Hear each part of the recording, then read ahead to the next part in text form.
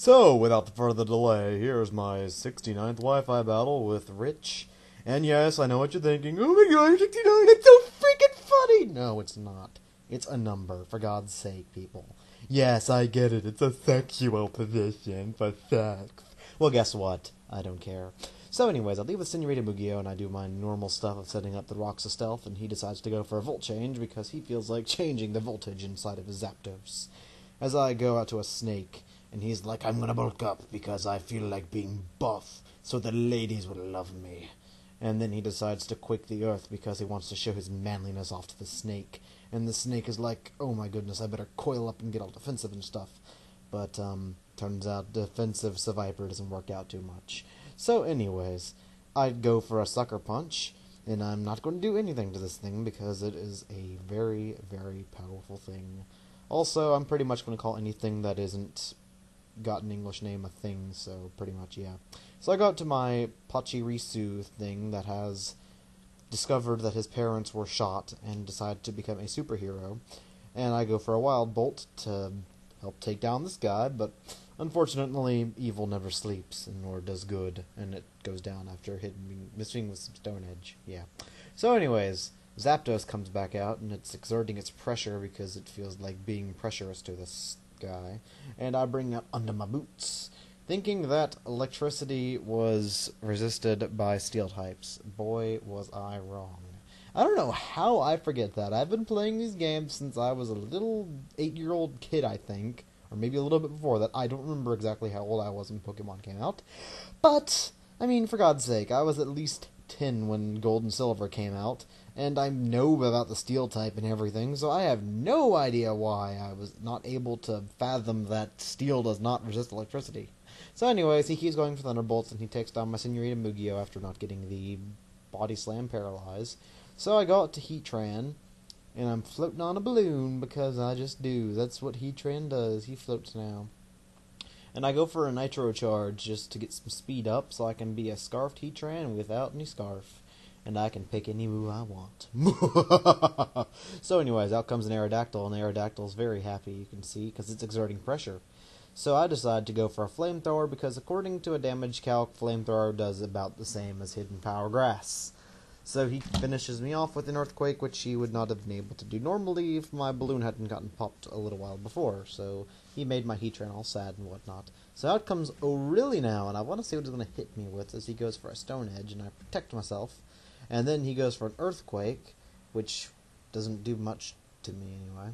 So I go for a Block now, and thankfully I don't immediately go for the Perish Song. I didn't even see Taunt coming for one, but I decided to go for Dive as a misclick. So that misclick ends up paying off in the end, thankfully. Now he goes for a Roost, anticipating the ability to possibly live a Dive, but for whatever reason, Lapras is very strong and takes out the Aerodactyl quite easily. So Aerodactyl decides to fall into a little white hole right there in the ground, as I get some leftover HP. So now he brings out his Celebi, and Celebi is going to be all like B. Also, the reason this battle took so long for me to get was because me and Rich were planning it and whatnot. Rich wanted to be my 69th Wi-Fi battle, so I decided, okay, let's do it. And we decided to have the battle on black and white just because. So I go for a U-turn just to do damage to the Celebi, and it does quite a lot. And my Pokemon comes back to me because it loves me so much. It wants to hug me and cuddle me and everything else, as he goes for a Thunder Wave. As you can tell, my O'Reilly now is just going to be paralyzed, unfortunately. So he decides to tie a Grass Knot around me, which does quite a bit of damage, and I get fully paralyzed, which sucks. And then he decides to go for another Thunder Wave because he wants to make up for the Parahax, because Rich is a honorable player, but I decided to go out to my other Pokemon, and he was like, no, that was supposed to make up for the Paralyze, and I was like, oh, you could have said something earlier. So anyways, he decides to go for another Thunder Wave as I try to move, but I can't, but I'm paralyzed, so whatever. And then he decides to go for another Thunder Wave as I finally get off the ability to hit him with the U-turn, and that will take him out wholeheartedly with a useless crit. So my Pokemon comes back to me, and I go out to a Lapras, because that's the only other Pokemon I have at this point. So the thing about this battle is we're supposed to use Pokemon that don't evolve from anything and can't evolve into anything else.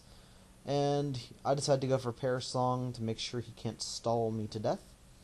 And he decides to just try and go for the whole Sucker Punch move for whatever reason, because it's probably the only attacking move he has. So he taunts me because that helps him with his ability to hit me with Sucker Punch. But I'm not going to be able to stay in, unfortunately, because of the whole Perish Song thing, and because I also don't want to get destroyed by a Sucker Punch. So out comes a Man-Babo, as he calls it, because that's just what he likes to call it. And besides, people, I know that this game is not out in English yet, and when the English version comes out, I know a bunch of people are going to be like, oh my god, that thing's not called Mambo, it's called Balakadi! And I'm going to be like, guess what, this video was out before the games came out in English, so, honestly. And for those people who are going to, I know they're going to ask me, where did you get the English patch? Why can't you use Google, people? Honestly, what is so wrong with this world that you can't use freaking Google? So anyways, he goes for Toxic to make up for the Parahacks, and then I go for a block. And I just want to speed things along, so I'm going to Perish Song it up. And Perish Song is going to kill us in 3 turns. And after 3 turns, we are going to die. So we're just going to sit here and drink some tea and beer and other stuff, and smoke some cigars and get flinched to death as we wait for our death to inevitably come, because I decided to use the Perish Song. And the waterfall is going to hit me again. I'm using shell armor instead of water absorb, just in case you're wondering. So I go for a dive, but it's not going to matter in the end, because he goes for a waterfall, but there's nothing to hit me with, and then I get fully paralyzed, and then we're both going to die now. So yeah, that was a good game. Rich, he wins 1-0, I think. And I'll probably do a couple more black and white battles and upload them. I don't know, it depends. I'm still going to be doing 4th gen stuff, obviously, and I've still got a lot of battles from 4th gen that I need to, you know, narrate and whatnot. So yeah, without further ado, here is a ending intermission that I recorded before the beginning of the battle, because I felt like doing some impersonations of a certain character from a certain show, from a certain guy we know as Little Karibo.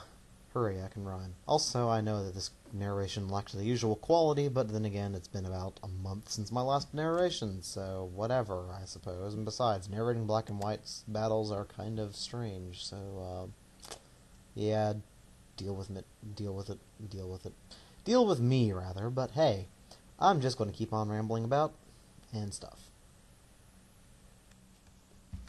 Hey guys, it's Turkey Legs, and, I've got a ninja Pokemon battle here, because I represent the ninja community.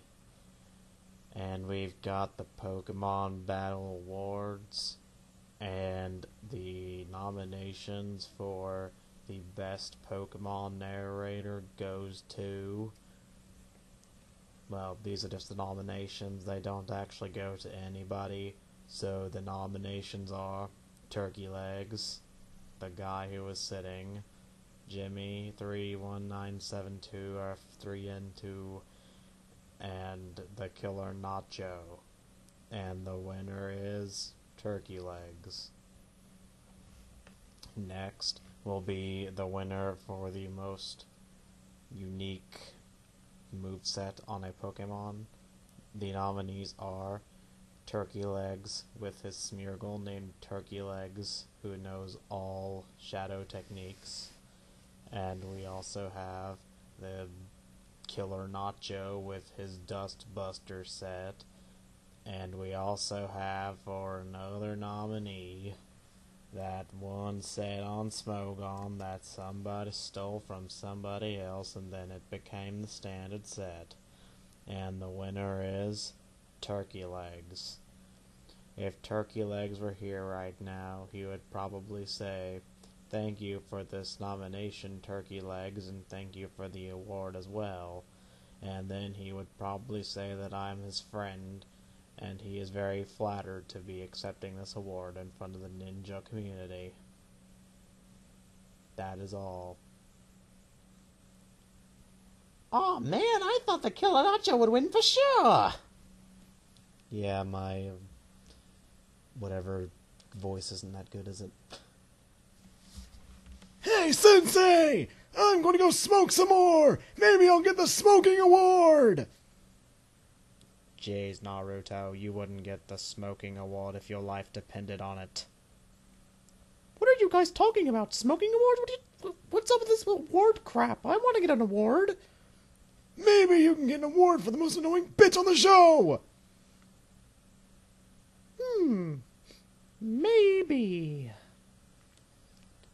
Well, then I suppose we should try and get the award then, because I'm pretty sure that with my crazy hairstyle and my crazy voice that I can be the most annoying bitch on this TV show. Man, David Bowie-sensei, you sound kind of weird today. Much like all the rest of the characters on this show.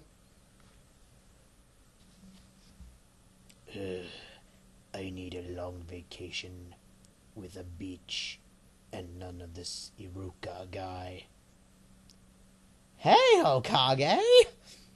Oh my god, somebody please kill me.